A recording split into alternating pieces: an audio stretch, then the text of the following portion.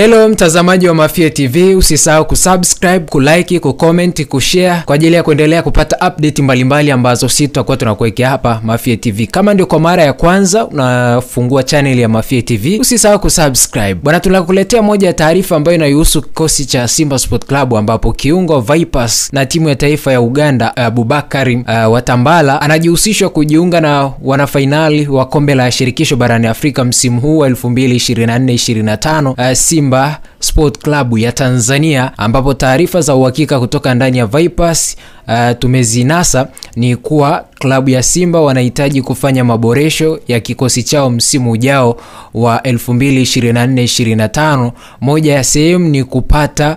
kiungo box to box, ndio maana wamejikita kwa Mganda huyo mwenye umri wa miaka 25, wakiamini kwamba ni mchezaji ambaye atahudumu ndani ya kikosi cha Simba kwa takriban miaka 6 mbeleni kama hatakumbwa na majeraha. Ni mchezaji ambaye ndani ya kikosi cha Vipers amekuwa na mwenendo na msimu mzuri ndani ya kikosi cha Vipers na ubora ambao amekuwa nao. Na hizi ni taarifa ambazo zinahusisha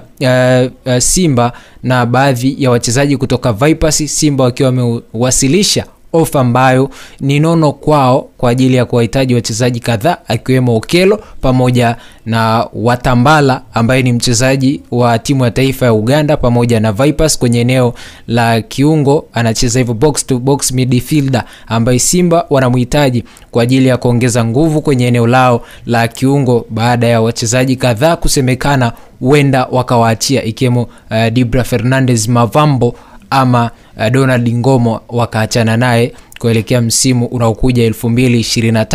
2025-26. Ni wachezaji ambao wamekuwa na mchango mkubwa kwa msimu huu ambao tunakwenda kumaliza, msimu 2024-2025, na wote wamekuwa na impact kubwa, lakini Simba wameona wanapaswa kutafuta wachezaji wengine ambao wataleta matumaini makubwa ambayo wao walikuwa wanahitaji kwa msimu unaofuata, pengine na kuwafikisha hatua ya finali kwenye club bingwa barani Afrika. Usisahau kusubscribe, kulike, kucomment, kushare kwa ajili ya kuendelea kupata update mbalimbali ambazo sisi tutakuwa tunakuwekea hapa ndani ya Mafia TV.